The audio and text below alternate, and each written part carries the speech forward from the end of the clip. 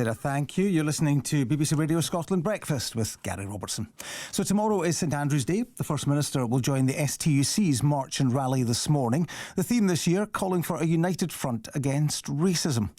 There have, of course, been protests across the country against asylum seekers being held in hotels, as well as demonstrations in Inverness over plans to house 300 men at the Cameron Barracks. The MOD has now announced a delay to those plans. Well, let's speak to the First Minister, John Swinney, who's with us now. Good morning to you. Good morning. Thanks for joining us, Mr Swinney. Does Scotland have a racism problem? I don't think so. I think there will obviously be pockets of expression of views that are unacceptable and that are racist. It's inevitable that there will be people that hold some of those views. I don't think we have a problem as a society. But what's important, and why I'm going to the STUC anti-racism rally in Glasgow today, is to exercise my leadership over the country about the importance of combating racism and to making sure that we all take a united stance against racism. Do you accept that concerns over immigration, the numbers of people coming into the country, have fuelled concerns? Of course there are concerns about migration, and that requires an engaged and a constructive and appropriate response. It also needs us to recognise the issues that apply within our own country, where we have a shortage of a working age population. And therefore, as a consequence of that, we have to be open to migration so that we can boost our working age population. We wouldn't be able to deliver our health and social care services, for example, in Scotland, if there was not an approach to migration that enabled people from other countries to come here and to boost our working age population.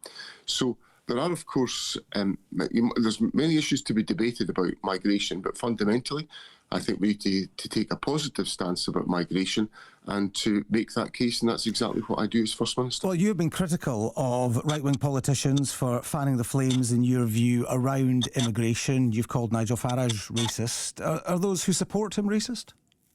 I think the people that support Nigel Farage will be coming to that position for a whole number of different reasons. There is a lot of anger and concern within our society today about standards of living, for example, and I think people will be looking for a response to that and an easy answer. That's why the budget was so disappointing this week, because it didn't deliver as much as many of us hoped it would deliver in that respect. So there'll be a multiplicity of different reasons why people decide to support people like Nigel Farage. But what I would say to people who are contemplating that is to look at the reality of what Nigel Farage represents. And it's so crystal clear to me that he takes a racist approach in our politics, and that is something that we've got to counter, and I will give the political leadership in Scotland to counter that. If you don't believe that those who maybe support Mr Farage's party are racist, what about those who have protested on the streets of Scotland, outside hotels, housing those who are seeking asylum? We've seen protests in Inverness as well over plans around the Cameron Barracks. Are those protests racist? Some of the points of view that are expressed by people who are protesting against asylum hotels or against Cameron Barracks are expressing racist views. Yes, they are. You can see it on the banners that they're holding and the views that they express. And that is of deep concern to me. It's also why many members of the public use their time to protest against these individuals who are attacking those who are in asylum hotels. And it's important that we call out racism where we see it in our society, that we are crystal clear about it. And some of the people who are protesting outside asylum hotels and facilities are expressing racist views. There's no doubt about that in my mind. Well, the MOD has announced a delay in using Cameron Barracks in Inverness to house asylum seekers. The plan was for 300 men to be living there. Do you want those plans to go ahead?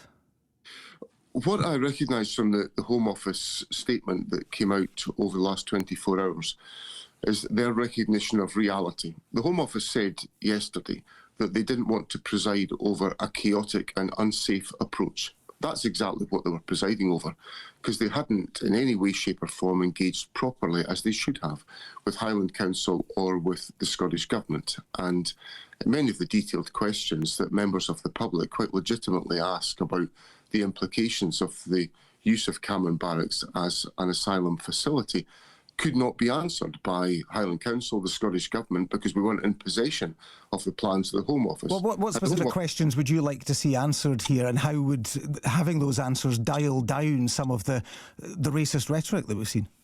Well, for example, what are the arrangements for healthcare for those who are going to be staying at the Cameron Barracks? I have no idea what the answer is to that question, but that's the responsibility of the Home Office. Now, I quite understand that if the Home Office was to say, well, the delivery of healthcare for Cameron Barracks residents will be undertaken by NHS Highland, then I've got some questions about, well, where's the resources coming from for that?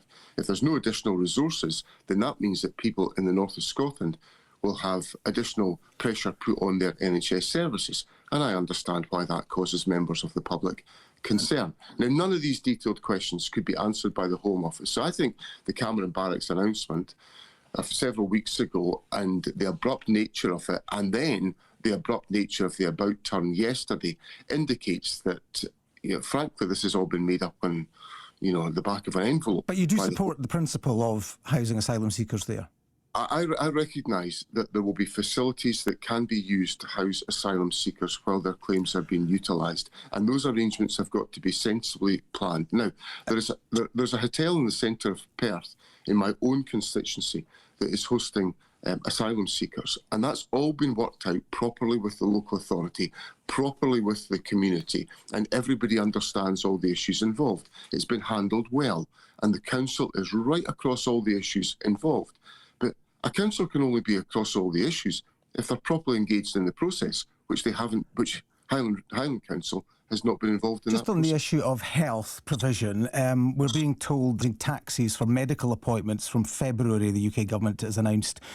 BBC investigation found that some were travelling very long distances. One asylum seeker saying they went on a 250-mile journey to a GP, costing the Home Office £600. No suggesting that was here in Scotland, of course, but Is that the right principle here in terms of assuaging public concern? I would have to know the details of this particular case. I've no knowledge. But just more the issue of using taxis for asylum seekers to attend medical appointments. People have got to get to medical appointments, and that's my whole point in response to your question about Cameron Barracks. You've got to have accessible healthcare services for asylum seekers.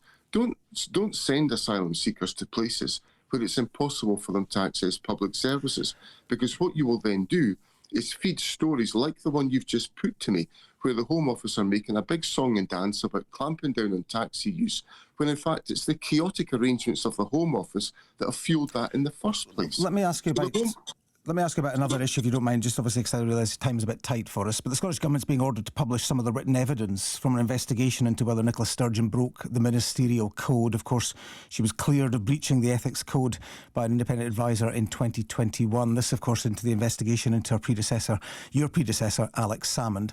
Why have you constantly fought against publishing this?